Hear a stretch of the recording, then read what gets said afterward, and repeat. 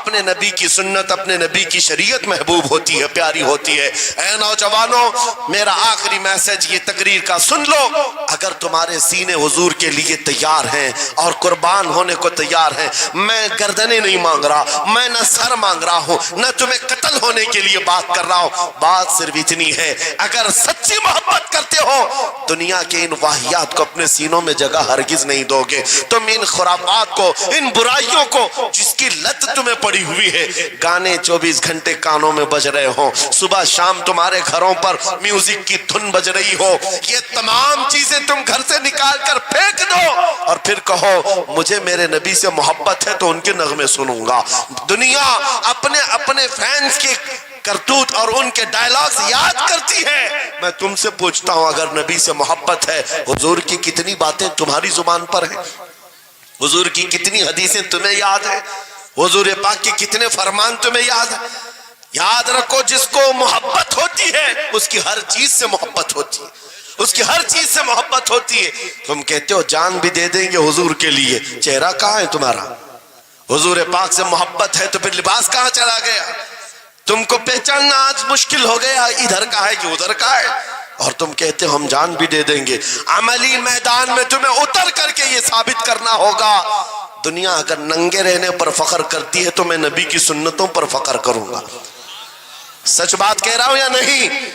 دنیا آج ننگی رہ کر فخر کر رہی ہے، فیشن کہہ رہی ہے، ارے ان کو چوٹی رکھنے میں شرم نہیں آتی، ہمیں داڑھی رکھنے میں کیوں شرم آئے؟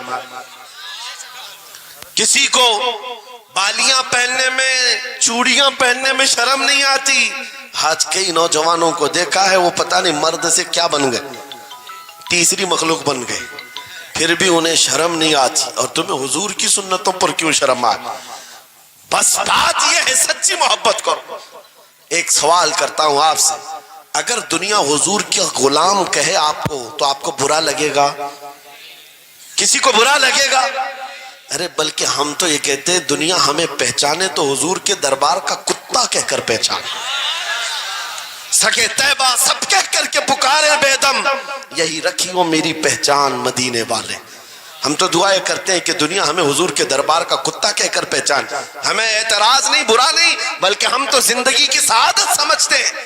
اگر تمہیں برا نہیں لگتا حضور کی غلامی پر، اور کوئی غلام رسول کہہ کر پکارے برا نہیں لگتا، آ جاؤ کھل کر کے غلامی کرو، کھل کر غلامی کرو۔ آؤ حضور پاک صلی اللہ تعالیٰ علیہ وسلم کے ان بتائے ہوئے خطوط اور راستوں پر چلتے ہیں، ہم پھر اسی راستے سے اپنا کھویا ہوا وقار حاصل کر سکتے، اپنی کھوئی ہوئی عزت حاصل کر سکتے۔ عجب چیز ہے لذت آشنائی۔ گفتگو ختم کرتا ہوں اس بات پر، تھوڑی سی بات رہ گئی۔ امام اعظم ابو حنیفہ رحمۃ اللہ علیہ کے پاس کوئی شخص آیا اور کہا کہ سنا ہے مومن صادق، سچا مومن عاشق رسول جب دنیا سے جاتا ہے اس کی روح نکالنے کا طریقہ الگ ہوتا ہے، اور ایک بدبخت گنہگار یا کافر و مشرک کی روح نکالنے کا درد الگ ہوتا ہے۔ روح نکالنے کا فرشتہ ایک ہے، دونوں کی تکلیف الگ کیوں ہے؟ آپ کو شارٹ کٹ جواب دیا گیا اس آنے والے شخص کو۔ امام نے کہا جا سورہ یوسف پڑھ لے تجھے سمجھ میں آ جائے۔ وہ بندہ گیا سورہ یوسف پڑھا، کہا اس میں تو موت کا کہیں ذکر نہیں، کیسے نکالی جاتی؟ کہا پھر پڑھ کے آ، پھر پڑھ کے آیا، کہا اس میں کہیں ذکر نہیں۔ کہا کیا پڑھ کے آیا؟ اس میں تو یوسف و زلیخا کا قصہ ہے، حضرت یوسف علیہ السلام کا پورا واقعہ ہے۔ کہا کیا یہ واقعہ تو نے پڑھا کہ زلیخا یوسف علیہ السلام پر ایسی فریفتہ ہو گئی، محبت میں فدا ہو گئی کہ ایک دن سارے شہر کی عورتوں کو دعوت پر بلایا اور سب کے ہاتھوں میں لیمو دیا اور چاقو دیا۔ یوسف علیہ السلام ایسے حسین و جمیل تھے جو ایک بار دیکھتا تھا ٹکٹکی باندھ کر پلکیں جھپکانا بھول جاتا تھا، ان کا حسن ایسا تھا۔ زلیخا نے یوسف علیہ السلام کو تیار کر کے اس وقت بلایا جب ساری عورتیں محل میں بیٹھی ہوئی تھی، سب کے ہاتھوں میں لیمو اور چاقو، یہ قرآن پاک میں موجود ہے۔ یوسف علیہ السلام کو ہال میں بلایا گیا، عورتیں جیسے دیکھنے لگی، زلیخا نے کہا یہ لیمو کاٹ دو، عورتوں کے ہاتھوں سے لیمو گر گیا، چاقو سے چاروں انگلیاں کٹ گئی، انگلیاں کٹ گئی، عورتوں کو احساس ہی نہیں ہوا۔ عورت تو چھوٹے سے زخم پر چیختی ہے اور چھٹپٹاتی ہے. ارے 4 انگلیاں کٹ جائیں خاموش بیٹھنے والی ہے کوئی عورت؟ لیکن کیسے خاموش بیٹھی رہی؟ قرآن بھی کہتا ہے کہ انہوں نے اپنے انگلیوں کو کاٹ لیا. حسن یوسف پہ کٹی مصر میں انگشت زنا. عورتوں کی انگلیاں کٹ گئی.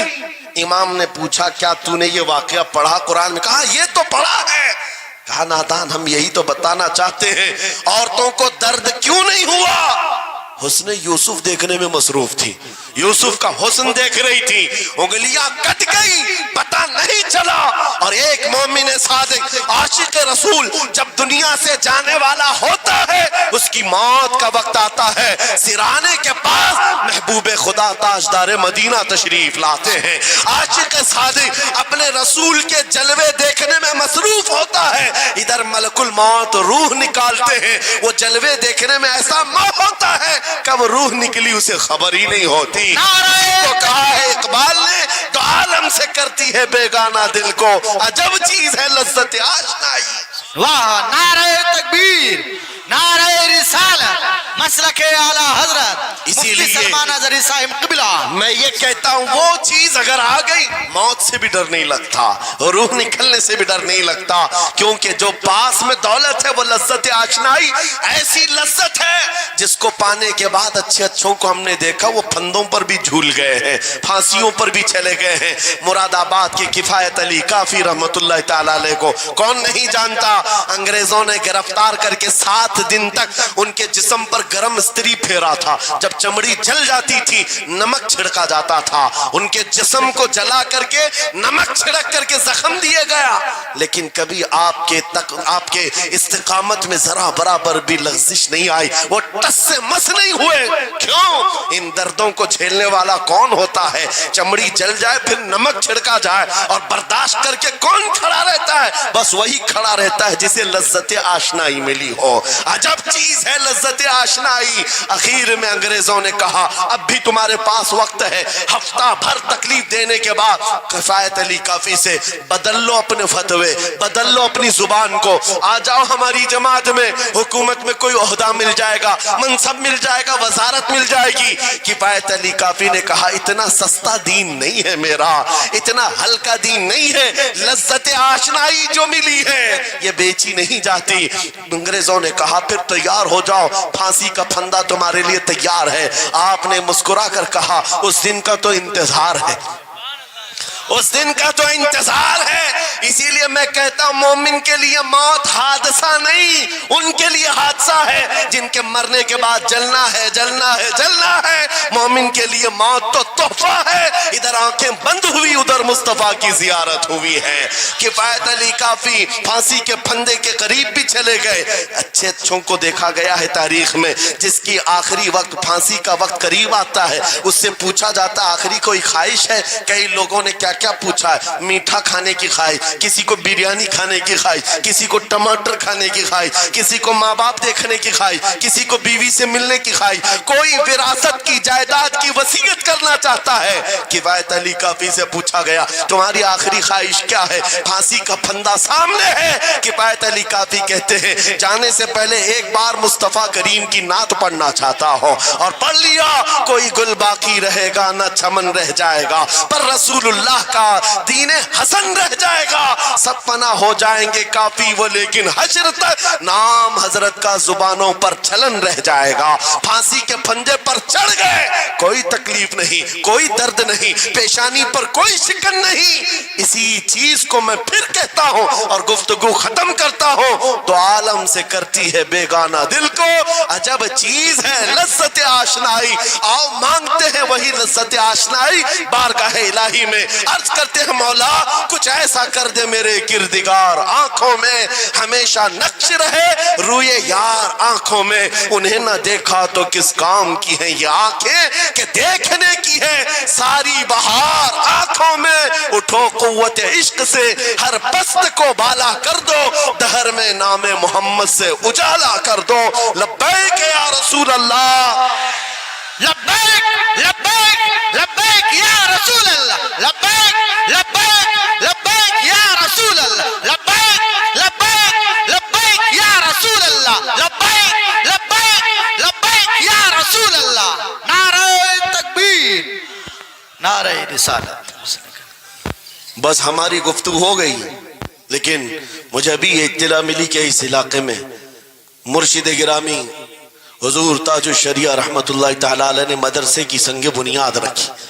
اس عاشق رسول فنا فی الرسول نے اپنے ہاتھوں سے جس کی بنیاد رکھی ہے، میرے عزیزو